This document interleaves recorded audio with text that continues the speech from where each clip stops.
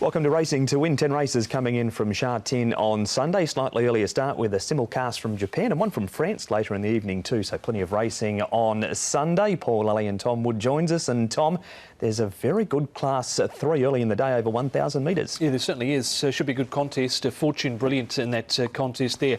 Also with Metro Warrior. And quite looking forward to seeing what Joyful Fortune can do resuming in for Tony Cruz. He's going to have start number 6 and he's had 5 different jockeys so far. He has, and Paul, there's a couple of jackpots. One is the length of the binary code. It is, isn't it? With that really big triple trio jackpot.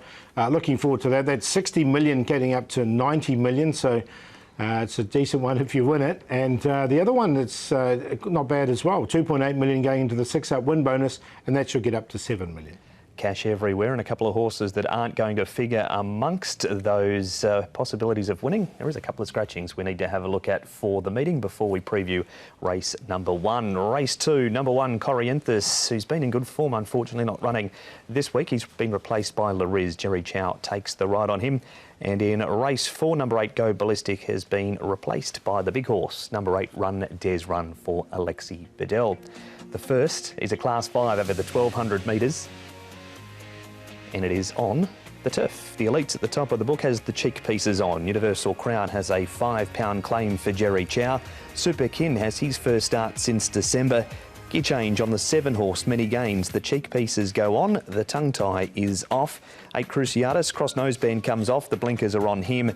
The 9 Fox Chunga, 1650 to the 1,200, and for fun's sake will have his second start for Chris So. And Tom, the speed map has Tiger Lad going to the top. Yeah, he's likely to go forward. He has led in the past to Tiger Lad. He's unplaced from 4 course and distance. However, you've got Focus, who shouldn't be too far away. Moon Peaks and Noble Man there with the trail for Joe Moreira from gate number 2. That might allow Super Kin to just drop into that spot between Moon Peaks and also Fox Chunga. For fun's sake, we'll get back. But we did see him run on pretty well last time out. Our first replay comes up from a race not too long ago at Sha Tin. It's 2 starts ago for Universal Crown, Moon Peaks, and for fun's sake. Since then, Universal Crown's run 6th, Paul. Moon Peaks failed over further, and for fun's sake has debuted for Chris So very solidly at Happy Valley. Yeah, it was a good run for fun's sake. He's definitely improved. Seems to like his new surroundings, but I like the run of Universal Crown here. Look, he's had to get back. He's drawn wide in his last couple of starts. This has been one of them. He's drawn a lot better here in barrier 1. I think this is a bit easier as well. Yeah, I think key for him is gate number 1. He had to cover ground last time out, but like the way he was finishing off there. So he's my idea of the winner in the first. Jerry Chow and Douglas White winning the first at Happy Valley, which was also a Class 5 on Wednesday night. Tiger Lad, Tom, you mentioned his turf form is not great. This is him on the all-weather where he has raced well. Yeah, I'm happy to leave him out here. Course and distance doesn't read well. He was handy, but caught wide throughout last time out. And I thought, well, considering he was wide throughout, he's battled on okay. This was the race at Regency Gem 1. Valiant Elegance is there. He's come out and won. But just the form, course and distance was the negative, Paul. Yeah, 10 goes on the turf at Sha Tin for no placings at all. So, look, I've left him out.